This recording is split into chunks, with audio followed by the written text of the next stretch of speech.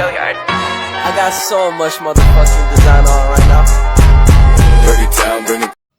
Halo guys, Assalamualaikum warahmatullahi wabarakatuh. Perkenalkan, nama saya Elpa Agustina dari kelas 2A Prodi PNF.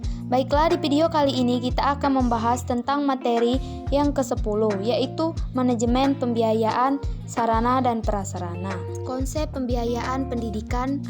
Menurut Amdani, pembiayaan pendidikan adalah sebuah kompleksitas yang di dalamnya akan terdapat saling keterkaitan pada setiap komponen yang memiliki rentang yang bersifat makro, satuan pendidikan, hingga yang makro nasional, yang meliputi sumber-sumber pembiayaan pendidikan, sistem dan mekanisme pengalokasiannya, efektivitas dan efisiennya dalam penggunaan dana, akuntabilitas hasil penggunaannya yang diukur dari perubahan yang terjadi pada semua tataran, khususnya sekolah dan permasalahan-permasalahan yang terkait dengan pembiayaan pendidikan. Menurut Mulyasa, pembiayaan pendidikan adalah pengelolaan atau segala proses keuangan di sekolah atau madrasah atau lembaga pendidikan guna memaksimalkan pencapaian tujuan kegiatan. Jadi, dari pendapat para ahli di atas dapat disimpulkan bahwa pembiayaan pendidikan adalah upaya mengumpulkan dana untuk membiayai operasional dan pengembangan pendidikan untuk meningkatkan kualitas sumber daya manusia sehingga mampu bekerja sama di lingkup lokal, regional, nasional maupun internasional.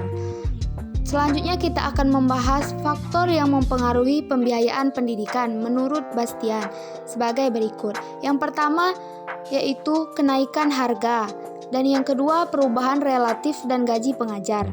Yang ketiga perubahan dalam populasi dan kenaikannya persentase peserta didik di sekolah negeri. Yang keempat meningkatnya standar pendidikan. Yang kelima, meningkatnya usia anak yang meninggalkan sekolah.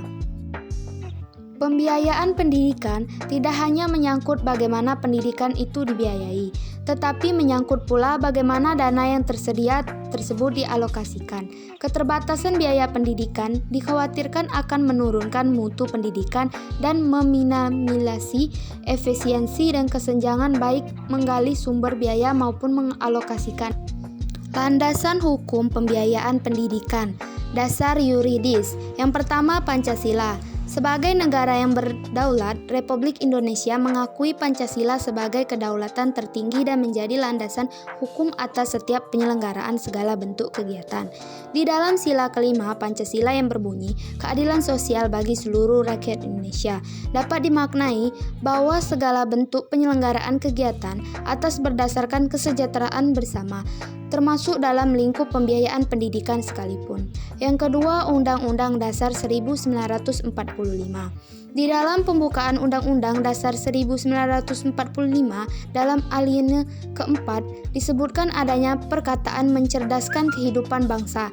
Ini berarti bahwa setiap lapisan masyarakat berkewajiban untuk serta melaksanakan pendidikan sebagai upaya mempertahankan kedaulatan Republik Indonesia. Oleh karena itu, setiap yang mendukung terlaksanakan pendidikan tersebut harus dilaksanakan sebaik mungkin. Dan yang ketiga yaitu peraturan perundang-undangan. Lembaga pendidikan dalam melaksanakan tugasnya menerima dana dari berbagai sumber. Penerimaan dari berbagai sumber tersebut perlu dikelola dengan baik dan benar. Banyak pendekatan yang digunakan dalam pengelolaan penerimaan keuangan pendidikan. Namun, dalam pelaksanaannya pendekatan-pendekatan tersebut memiliki berbagai persamaan. Dasar filosofis. Seperti yang telah dikemukakan bahwa proses pendidikan tidak dapat berjalan tanpa dukungan pembiayaan. Hal ini dikarenakan segala kegiatan yang dilakukan sekolah memerlukan dana. Hampir dapat dipastikan bahwa proses pendidikan tidak dapat berjalan tanpa dukungan biaya yang memadai. Sementara itu, pendidikan nasional kita dihadapkan pada masalah peningkatan kualitas, pemerataan kesempatan, keterbatasan anggaran, dan belum terpenuhinya sumber dana dari masyarakat secara profesional sesuai prinsip pendidikan sebagai tanggung jawab bersama antara pemerintah, masyarakat, dan orang tua. Nah, baiklah di sini seperti yang kalian lihat sendiri, terdapat pula sumber keuangan sekolah yaitu dari pemerintah pusat ke Pemda, siswa, pengusaha, dari orang tua dan lain-lainnya. Selanjutnya manajemen sarana dan prasarana. Menurut Darsini, sarana adalah segala sesuatu yang dapat dipakai sebagai alat dalam mencapai makna dan tujuan. Menurut Kamus Besar Bahasa Indonesia, sarana adalah segala sesuatu bisa berupa syarat atau upaya yang dapat dipakai sebagai alat atau media dalam mencapai maksud dan tujuan.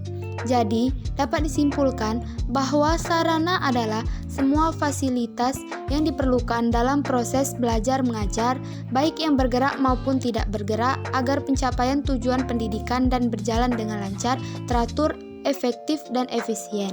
Sedangkan prasarana merupakan semua perangkat kelengkapan dasar atau fasilitas yang secara tidak langsung menunjang jalannya proses pendidikan atau pengajaran seperti halaman sekolah, taman, dan kebun.